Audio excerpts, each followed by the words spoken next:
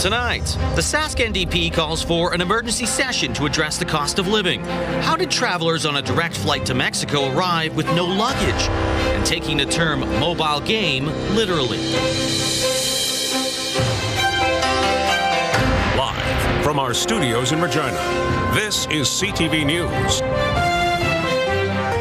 Good evening. SGI and Sask Power are both looking to increase their rates by close to 4% for auto insurance and power bills in each of the next 2 years. As a result, the NDP opposition is calling for an emergency sitting of the legislature over the cost of living. Wayne Mantica has the details. The NDP say it has been one thing after another when it comes to the cost of living. There have been rent increases, high grocery bills, and now proposed rate hikes at SGI and Sask Power. It's time for someone to stand up for the seniors, for the students, for the working people in this province who are struggling.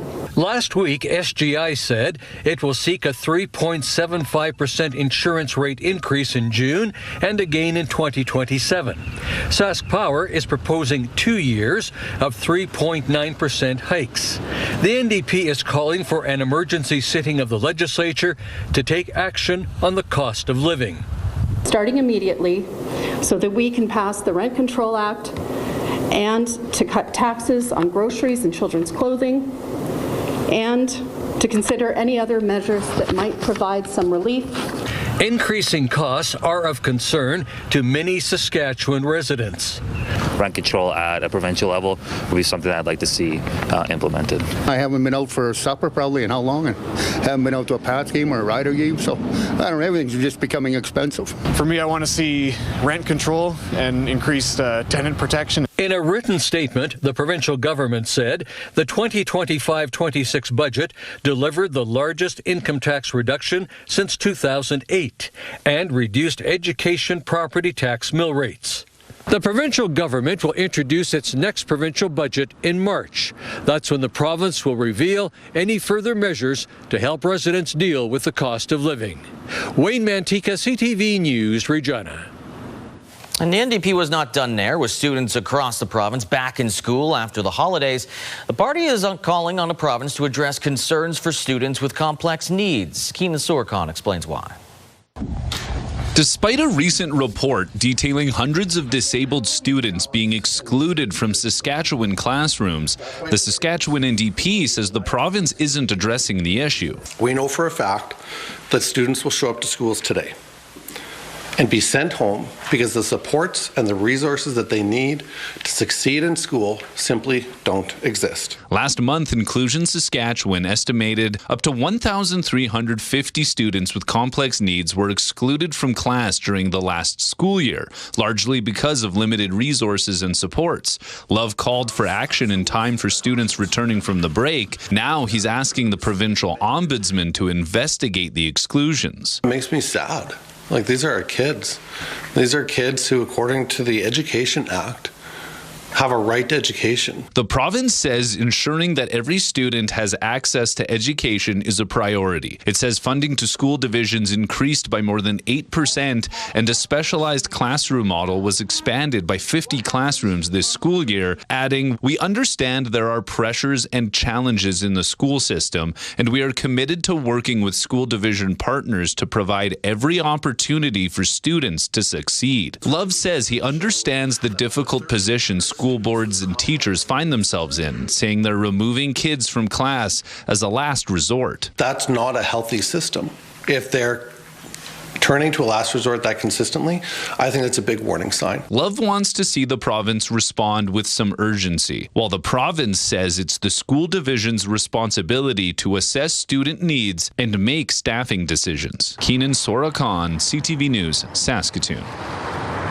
A 37-year-old man has been charged in the death of a baby in Melfort. RCMP say they were called to a home on Christmas Eve where a child under the age of 1 was in medical distress.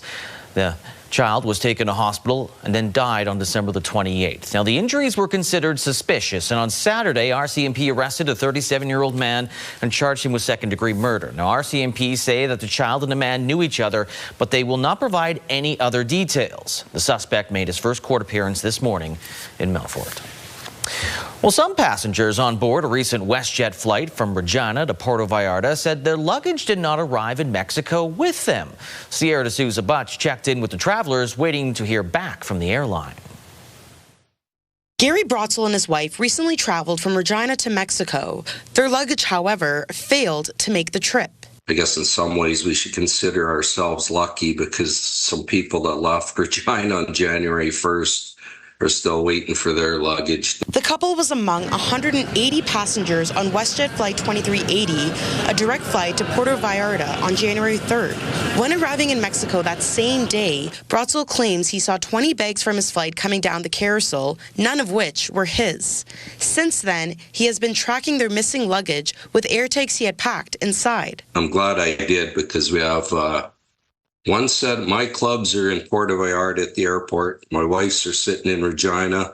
My 2 bags are in Calgary. Another Regina resident on the same flight says he has also been waiting 3 days for his luggage to arrive. My prescriptions were, in my baggage, plus my golf clubs are there, so I can't go golfing until I get my clubs. So it's been kind of a challenge, to be honest. In a statement to CTV News, WestJet says Flight 2380 on both January 1st and 3rd experienced baggage issues due to the volume of luggage, maximum weight, and runway conditions. The luggage is currently being routed to Puerto Vallarta, adding it apologizes to guests for the inconvenience, and those who experience luggage delays can visit the airline's website to submit a claim.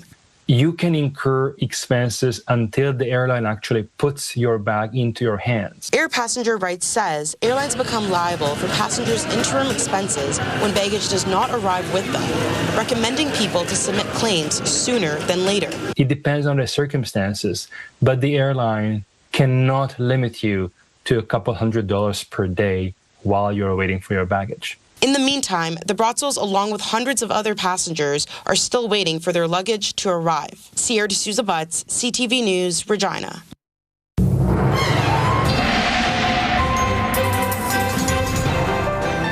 Well, the good news, Sabine, is they're in Mexico. A lot warmer weather than what we're seeing here in Saskatchewan, but not a bad day today. Just a little foggy to start things off. Yeah, foggy, frosty, snowy, depending on where you were in the province, Lee. But the good news also is, we're not going to feel Puerto Vallarta temperatures, but we do have a warm-up on the way. Maybe, nowhere close to what they're probably feeling down there, but we will actually see some above-seasonal temperatures throughout the rest of this week, and it did start today. We actually got right within that seasonal range in Regina for a daytime high. Now, we did see some snow, and like Lee mentioned, we did have foggier conditions first thing this morning, starting off the day. Many parts of southern Saskatchewan did see fog advisories, fog warnings issued. Those lifted late in the morning, and we've been left with mostly cloudy conditions. And like I said, some areas seeing that snow throughout most of the day. Temperatures currently sitting not too bad. We're seeing, for the most part, in the mid-minus teens. But of course, the wind chill is still playing a factor. So many areas are feeling closer to just in the low minus 20s there. Like I said, the daytime high is about minus 10. We got to that range today, and we'll only warm up from here. Details coming up. Thank you, Sabine. Rates aren't the only thing SGI wants to increase. They're also asking drivers to increase their awareness of road conditions this winter. According to SGI, the combination of snow, slush, and ice on roadways cause 27% of all collisions per year, and that is based on about a 5-year average. Tips to improve safety include checking the highway hotline, drive slower than the speed limit when conditions deteriorate, allow for more than space between you and the vehicle in front of you, and be alert at intersections. Even if you've got the green light, making sure you're being aware of what's happening with the other vehicles. Has everybody cleared the intersection safely? And are you safe to proceed? So just really being alert and making sure that you're taking every step necessary to make sure you're driving safely this winter. RCMP has already reported 1 fatal collision in the province this year, killed 2 people just south of Saskatoon on New Year's Day. Well, the largest credit union in Saskatchewan just got bigger, and it merged with 2 other small financial institutions. On January the 1st, Connexus Credit Union officially merged with Cornerstone Credit Union and Synergy Credit Union. The new entity has 57 locations representing about 50 communities across the province. The new financial institution will keep the name Connexus Credit Union and has about 200,000 members. That represents 40% of credit union assets in Saskatchewan. Bringing together 3 credit unions machines and their various systems is a bit challenging, but the CEO of Connexus Credit Union is planning for a seamless transition. Time is something we're going to have to keep in mind, but not at the risk of creating an environment where it's not smooth, if you will. So there is a lot of work effort. We have done this before. So one of our partners merged just 5 years ago. Connexus is a culmination of many mergers from the past. So we do have some experience with merging systems and bringing those things together. Now, the merger is a work in progress. It'll take about 18 months to complete the rebranding of the new cooperative financial institution. Saskatchewan's flu test positivity rate was down slightly in the last 2 weeks of December, but it does remain high. For the first half of December, influenza test positivity jumped to more than 40%. In the second half, the rate was down to 38.5%, but flu-related hospitalizations, ICU admissions, and outbreaks have gone up. That includes 38 outbreaks within high-risk settings like long-term care homes. 2 flu-related deaths were reported in the last 2 weeks as well, along with 1 due to COVID-19. Well, across the country, people took time to mark Indigenous Pride over the weekend in solidarity with a Saskatchewan girl who started a movement about 5 years ago after she was told her traditional ribbon skirt wasn't formal enough.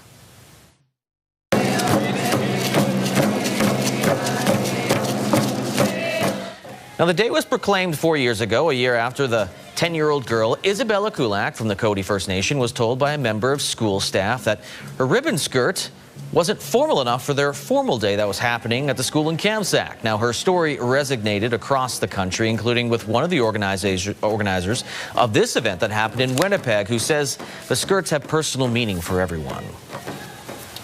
When you think of video games on the go, you might jump to something like maybe a Game Boy, or if you're a little bit old school, you're thinking of the Nintendo Switch or the Nintendo Switch 2, the sequel, maybe even your phone.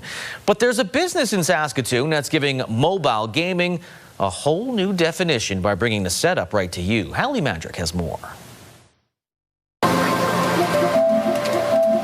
Saskatoon's first ever gaming bus has rolled into town. As a mom of 2 kids, older kids, and that loves gaming, we just formulated this idea that we saw back in 2018, and we think that there's a need in Saskatoon. The idea first sparked when Charisse and Ronald Barinas wanted to expand their indoor playground, Playtune, into something that older kids and adults can enjoy. After a bus for sale listing and a summer of hard work, the idea became a reality by the end of 2025. Bought the bus, and then whole summer I was working on it, and then I was able to find a graffiti artist online too, so he did the outside and somebody did the upholster of the bench, and then everything else was me then. The gaming cruiser travels within Saskatoon and surrounding areas, bringing a video game party to whoever wants to test their skills. And the Barinas say the reaction from adults who board the bus is often similar to the kids. Especially for families, they can bond together, so 3 families, 2 families can bond together. It's not just kids and friends, it's also kids and their parents. Oh, it's amazing. Yeah, every time, even the parents, every time they walk in, they will just say, wow. The owners say, depending on the demand, this bus could be the first in a fleet of gaming vehicles. Hallie Mandrick, CTV News, Saskatoon. After the break, the former leader of Venezuela appears in a New York court. And how is the American strike on Venezuela indirectly impacting Canada?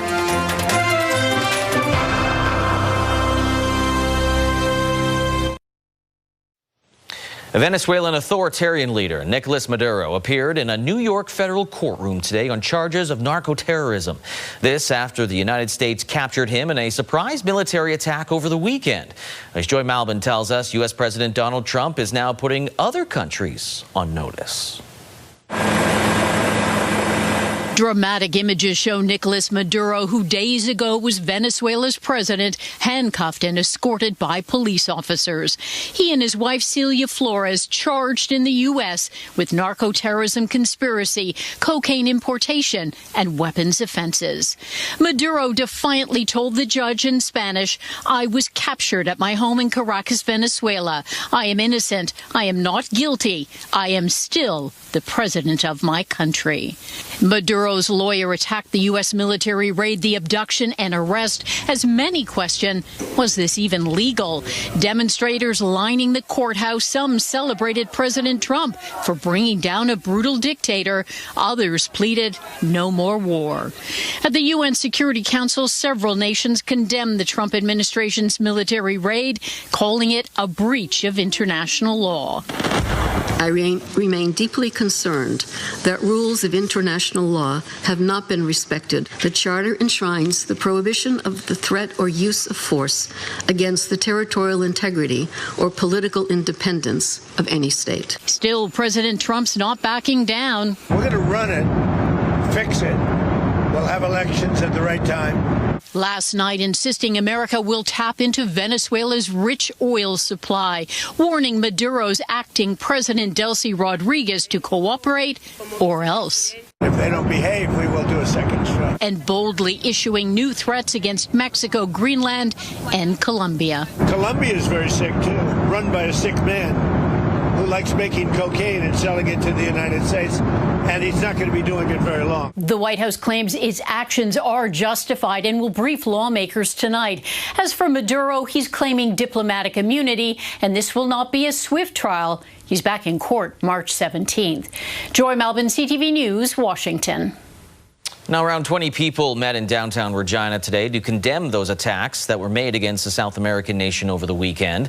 Those in attendance calling on the government of Canada to not support the moves that were made by the U.S. as they feel it is a violation of Venezuela's sovereignty. Canada has played a historic role in the past in being a leader for peace and around the world, and it can play that role now by standing up and saying that Canada and the Canadian people do not support an illegal intervention in another country's affairs, and maybe Canada can play a role in bringing other countries together.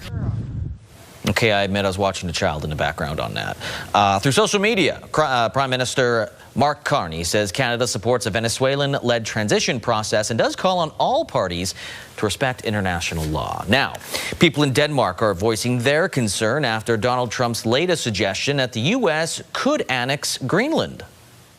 Trump just wanting to take over Greenland is absurd. It's absurd. Yeah, it's just madness. I think it's crazy, and I'm not sure why they think that they can just start going around and buying other people's land from them or taking other people's land. Now, Greenland is an autonomous territory within the Kingdom of Denmark. Trump said yesterday the U.S. needs Greenland for its national security. The island has untapped rare earth minerals and could be a vital player as new shipping routes emerge in the north. Now, the words and actions of the U.S. president over the weekend are indirectly impacting Canada. Trump threatening the sovereignty of Greenland is, of course, bringing back talk of the 51st state, while promises of opening up the Venezuela oil reserves is hurting Canadian oil prices. Rachel Aiello has more. Canadian oil stocks slid today as the energy market absorbed the potential implications of U.S. President Donald Trump tapping Venezuelan oil reserves. What this says is Trump views oil as super important, which I think as Canadians we should recognize. We have a big oil industry and very big reserves, but it also says that we got to be very careful. Ex-leader Nicolas Maduro's weekend capture and Trump musing of more military action is sparking international concern. It's by no means all about the oil. It's about someone defying an American president. That's a pretty powerful example for those who are left. Canada is no stranger to Trump's annexation threats, and Prime Minister Mark Carney's response so far has been careful.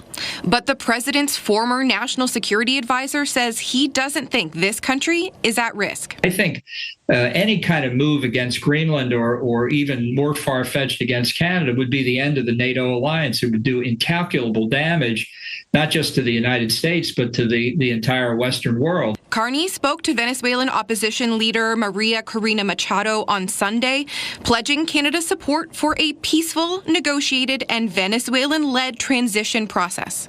Critics in this country say Trump's actions are exactly why Canada increasing its economic, military, and diplomatic independence is essential. Internally, I think this boosts the obligation for Canada to get very serious, for Parliament to get very serious about diversifying our trade exports beyond the irrational administration of the United States. Global Affairs is urging Canadians to avoid all travel to Venezuela, citing the unstable political situation. Rachel Aiello, CTV News, Ottawa. And Prime Minister Mark Carney arrived in Paris for a meeting with Ukraine's European allies. Carney is there to join a gathering of the so-called Coalition of the Willing. Its focus will be to try and accelerate a negotiated peace plan for Ukraine and security arrangements to prevent Russia from invading again if a deal is reached. The talks in the French capital are expected to include the leaders of around 30 countries. Carney will also speak with the Secretary General of NATO. Meanwhile, Canada's former finance minister has a new job working for the Ukrainian government. President Volodymyr Zelensky posted a message on X that reads in part, "Today I appointed Chrystia Freeland as an advisor on economic development. Chrystia is highly skilled in these matters and has extensive experience in attracting investment and implementing economic transformations." Freeland has long expressed her support for Ukraine during its war with Russia. She has Ukrainian ancestry and served as Canada's special representative for the reconstruction of the country. Hours after today's announcement, Freeland said she will resign as a member of Parliament. Coming up, after competing against some of the best in the world, a Montreal bartender is drinking in a successful title win.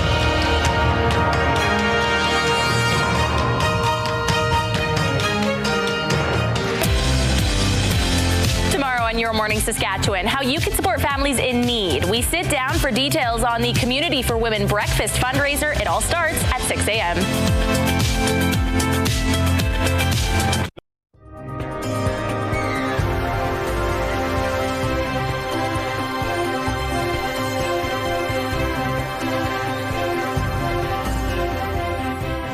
Welcome back. We're going to take a look at your forecast for tonight heading into the rest of this week, and it's looking quite nice despite the fact that we did see quite a bit of snow coming down in parts of southern Saskatchewan, including Regina. Currently, we are sitting at -13 with a wind chill of -24 right now, and throughout most of the day, it was just a little bit of light snow. Late in the afternoon, we did see some drifting snow as the winds did pick up, gusting close to 40 kilometers an hour. Right now, they are just sitting at 30. And as we head into the rest of the week, for the most part, we will start to see those winds calm, but the temperatures are also looking like we'll start to see them warm up even more so than what we saw today. I mentioned earlier our daytime high today was at -10. That's right within the seasonal range.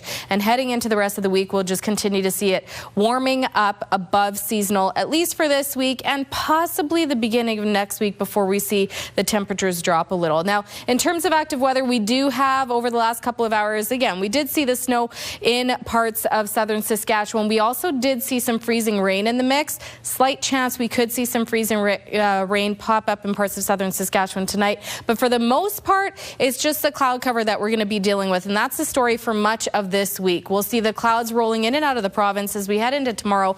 Parts of the parkland could see some light cloud cover, and eventually as we head into the rest of Tuesday, we will see conditions clear for the southwest and south central parts of the province. And the clouds will continue to clear out as we head into tomorrow evening. Now, still seeing more cloud cover further up north of the Regina area, but we will see more sunshine this week. Despite seeing that cloud return first thing Wednesday morning, we will see more of that cloud cover clear out, leaving us with some more sunshine into the afternoon Wednesday. And that's just a story that we'll continue seeing as we head into Thursday as well. It's the temperatures also that's a story this week, because we will see those above seasonal temperatures. Up north, we saw some extreme cold warnings for many days last week, and we're going to see a little bit of a break for them in the north. -8 is the expected high in La Loche, -10 for La Ronge, -8 for Lloydminster, -12 and cloudy for Prince Albert. Getting into the Saskatoon North Battleford area, still within that seasonal range of -10 tomorrow, -9 for Yorkton. In the southwest, popping up above 0 for Maple Creek. +2 tomorrow, mix of sun and cloud. -1 for Swift Current and Moose Jaw with a mix of sun and cloud. And the southeast seeing similar temperatures as southwest. 0 and a mix of sun and cloud for Assiniboia. -2 for Weyburn and -2 for Estevan. Seeing cloudier conditions in Estevan, but a mix of sun and cloud for Weyburn and for Assiniboia. Now, if we take a closer look at Regina, we will see those temperatures dipping to about -15, which is kind of what we're sitting at right now. But again, with that wind chill, still feeling more so in the low to mid -20s. And then tomorrow, seeing a warm up of -3. Now that we could see a little warmer than the -3 mark tomorrow for a daytime high. Mainly sunny conditions, winds up to 30. And that is basically just the start of the warm up that we're expected to see. And the winds also looking like we'll see them quite calm until we get into next week. And we'll talk about that in just a second. So again, mainly sunny tomorrow, -3. By Wednesday, warming to -1. Nothing but sunshine. Thursday, -6, calm winds up to about 10, mainly sunny. And then as your weekend starts, we will see those temperatures drop just a little bit, getting closer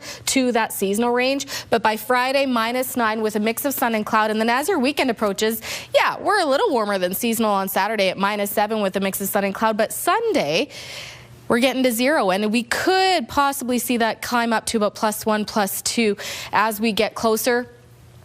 We could also see it drop a couple degrees, but we'll keep an eye on that. As of right now, 0, mix of sun and cloud, and it's Monday. The wind's expecting to pick up, gusting up to 60. -1 is still the expected daytime high, and mainly sunny conditions. So for the first full week of January, Lee, it looks like we're going to see above average temperatures for your daytime highs. Which has its positives and also its negatives. The freeze thaw should make things interesting out there.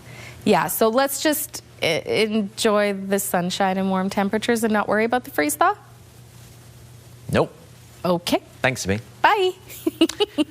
Okay, so Canada might not be the best in World Junior Men's Hockey again, but we do have bragging rights delivering drinks. Recently, a Montreal woman was crowned the ultimate bartender champion. Christine Long has more on the master of mixology. So it's like a nice little boozy wake-up. Bartender Marie-Louise Roy-Bilodeau likes making custom cocktails, like this riff on a Negroni she nicknames a Monday morning. I just like making something that my guests will enjoy. She's been bartending 4 years and was encouraged by a boss to compete professionally, so she gave it a shot. This year, I applied to do the Ultimate Bartender Championship. I won the Canadian leg, and that brought me all the way to Colombia for the final for North, South, and Central America, and I won that one. The only woman in the finals, Roy-Bilodeau, who is 27, says that the all-day competition included mixology, serving, and speed. Their premise was skills pay the bills, so they created a bunch of challenges to test your day-to-day skills. Day-to-day skills she's been perfecting at La Cantina Concha. You had 5 drinks to make and a shot to pour as fast as you could.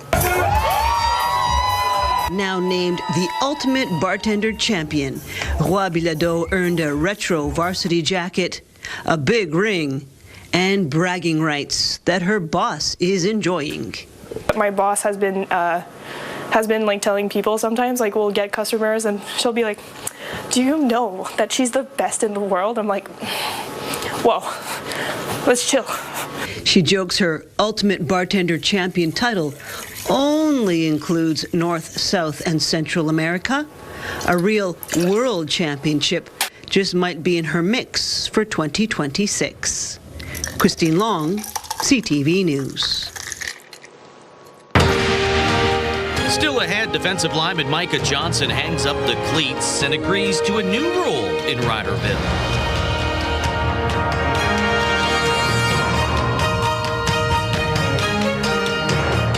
Consideration in part by Colin O'Brien Men's Shop. Well, one beloved Saskatchewan Roughrider is calling it a career. Micah Johnson announcing his retirement as a player from professional football, and the key word there is player. Donovan May says more on Johnson's newest role in Riderville. After 12 CFL seasons,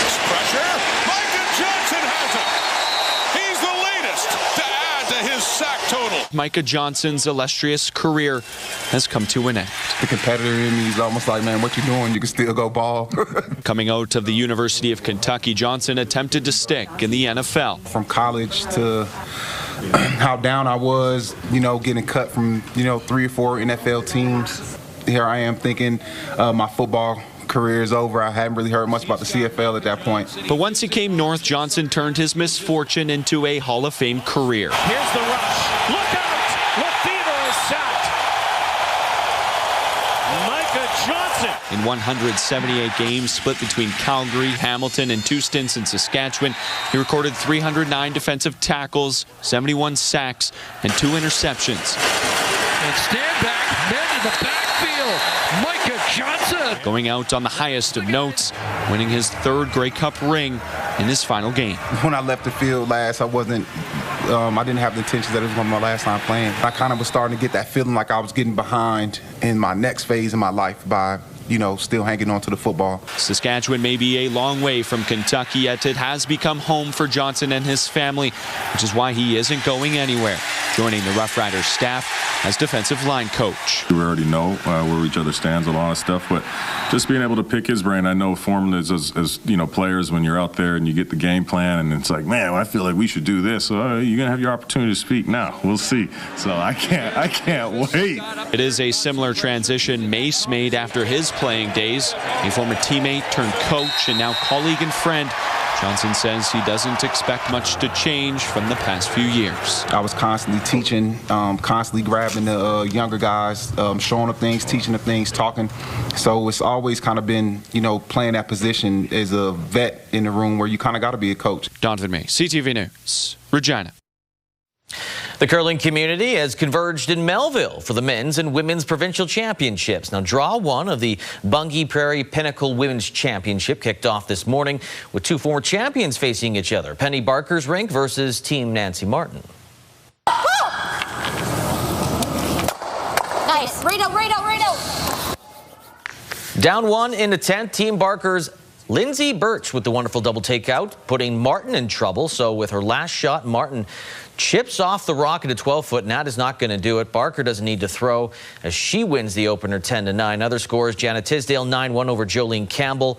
It was Sarah Miller over Sherry Lee Orstad 5-2, and Ashley Thevenot 9-8 over Jenna Enge. Draw 2 goes tonight at 7. Girls, tracks here. Girl, not sounding good. Girl for a piece. I've just gotten worse the whole way down the chute. Slide it right by.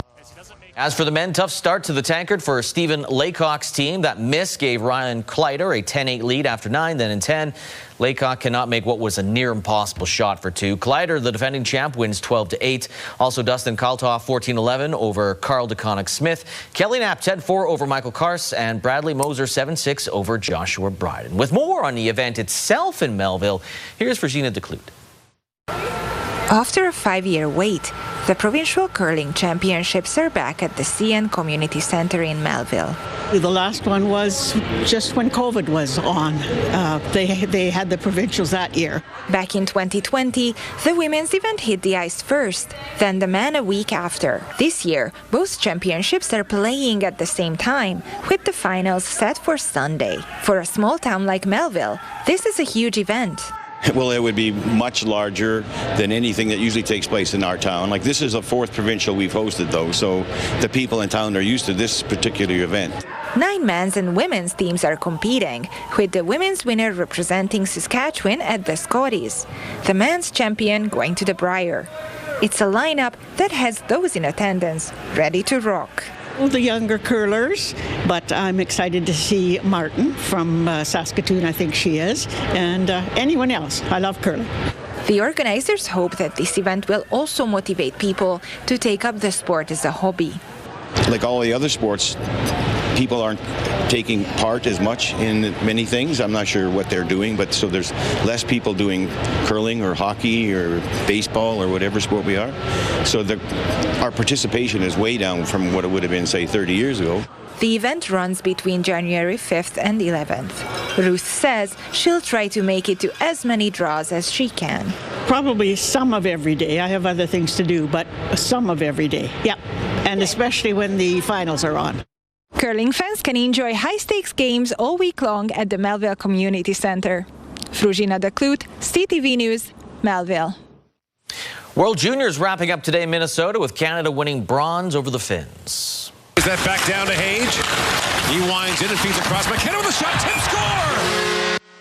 Gavin McKenna, Michael Hage had 4 points each as Canada knocked off Finland 6-3 in the bronze medal game. Now, it's not the color of medal they wanted, but it is Canada's first medal in 3 years. Tonight, Sweden takes on Czechia for the gold medal. Sweden hasn't won gold since 2012. The Czechs since 2001. Still ahead, Regina police need your help to catch a crook.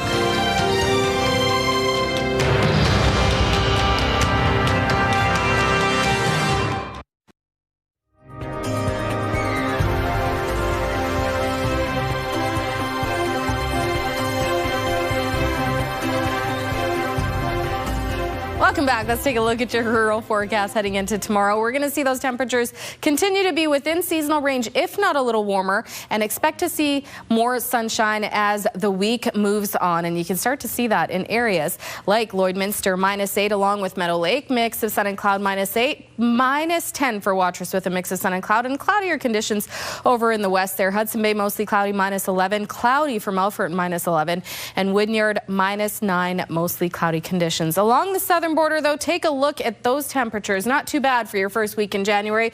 First week of January. All right, Maple Creek +2, mix of sun and cloud. -1 for East End, Cypress, and Rockland. +1 for Coronach. -6 for Carlisle. -3 for Lumsden, Pilot, Butte, and mainly sunny there. And Assiniboia, 0 with a mix of sun and cloud. If we take a closer look at Vanscoy, where internet speeds up to 1 gig are available through SaskTel, located about 30 kilometers southwest of Saskatoon. Tomorrow, a mix of sun and cloud for Vanscoy. -8 is the expected high with a wind chill of about -14. Into the evening, the temperature will drop to about -13 with a wind chill of -20.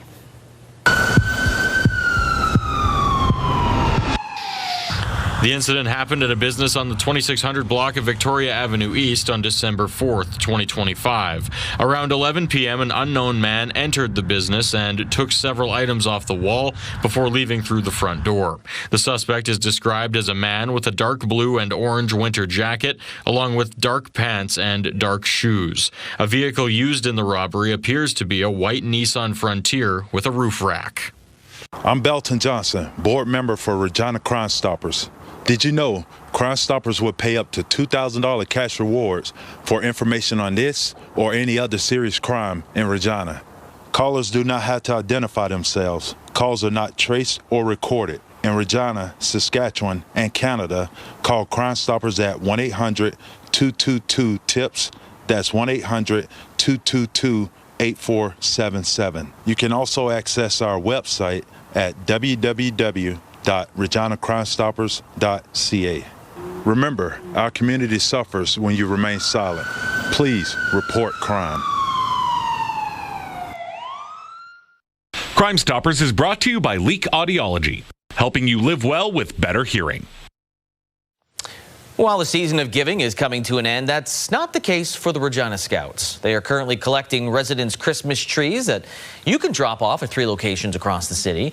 The trees will be taken then to the local landfill for composting, or they'll go to Fennec Farms for the sheep. So I find it very useful to make friends, especially if you don't really fit in with your school community. Like Scouts is a really good place for people that need to be active and hands-on. So there's all the people coming together to be able to experience that.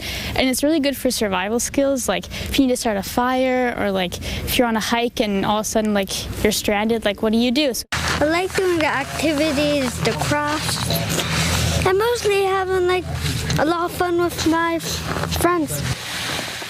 Last day of this initiative is scheduled for Saturday, January the 10th. Well, 40 minutes outside of Regina, Mission Ridge is one of the busiest skiing and snowboarding resorts in southern Saskatchewan. Receives about 30 to 50,000 visitors every year. About 15 freshly groomed snow trails are now open at the Mission Ridge Winter Park. Of course, that's located in Fort Capel. With more snow arriving this year than usual. The park manager says it has really helped with creating the trails in addition to their man-made snow. Drawing people in from across the south side of the province, Anders Svensson says people of all levels are welcomed to this resort. Our beginner areas are oftentimes larger than most areas in the out west. So the ability to take a lesson from a certified instructor at a really reasonable rate in comparison is for sure one of the biggest selling points about Mission Ridge. But yeah, we've got terrain that'll challenge. We've got race clubs out today training, and they're training here to go race out west, and you can always improve your skills no matter where you are. Starting on Wednesday, the resort's Sitting Bull Park will be a temporary close as Arena Snow Parks is going to be returning to a full train park rebuild. So for people that enjoy that, it'll be closed for a bit. All right, let's go to the farm market boards. Canola street price up $5.50 to $553.12 per ton, while the futures price is up $7.10 to $610.80 per ton. Amber Durum wheat stayed the same, $274.92 per ton, while red spring wheat is up $1.58 to $249.97 per ton. Feed barley at $213.59 per ton, while flax is $626.04 per ton. Those prices brought to you by Bungie. Markets, the TSX went up 336 points, while the Dow Jones went up by 594 points. As for the dollar, it is down a little more than 1/10 of a cent to 72.66 cents U.S.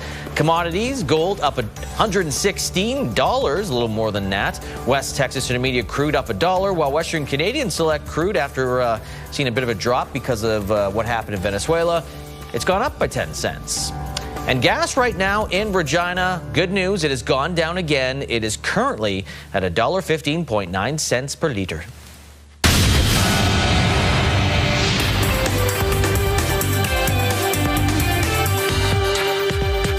Canadian oil stocks got battered today as investors worried about the impact of Washington running Venezuela, an oil-rich nation. The big Canadian oil stocks dropped between 5% and 7%. The concern is that under the U.S., Venezuela will release some of its oil reserves into the market and make the U.S. less reliant on Canadian oil. Canada currently exports about 4.5 billion barrels of oil a day to the U.S. The uncertainty about the future of Venezuela sent investors into precious metals today. Both gold and silver traded higher. Both ran up to new highs last year on geopolitical upheaval, with the Trump administration threatening sovereign nations and imposing tariffs on trade partners. Vancouver home sales dropped dramatically in the last month of 2025. They were down almost 13% year over year. And when compared to the 10-year seasonal average, sales were down over 20%. The average home price in Greater Vancouver was still over $1 million. Those are your business headlines. I'm Marella Fernandez.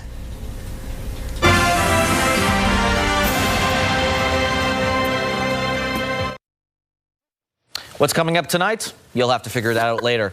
A bluefin tuna reeled in a record $4.4 million at a fish auction in Tokyo. He looks happy. The 243-kilogram fish, that's equal to 545 pounds, was caught off the northern Japanese coast. Breaking down the cost, the winning bidder paid over $18,000 per kilogram. The bluefin stock is recovering thanks to conservation efforts. The species were previously threatened because of the fish's popularity for sushi. That's why it's so expensive. There you go. Wow. Well, James Cameron's latest Avatar film crossed a major milestone at the box office.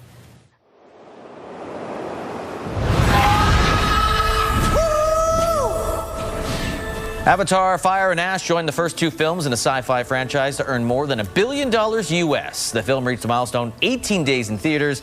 It's dominated the box office through the holiday season. Hurrah. Haven't seen one of them. I saw the original. Can't even remember what happened. Okay, bye. Remember to say goodbye, though. Bye.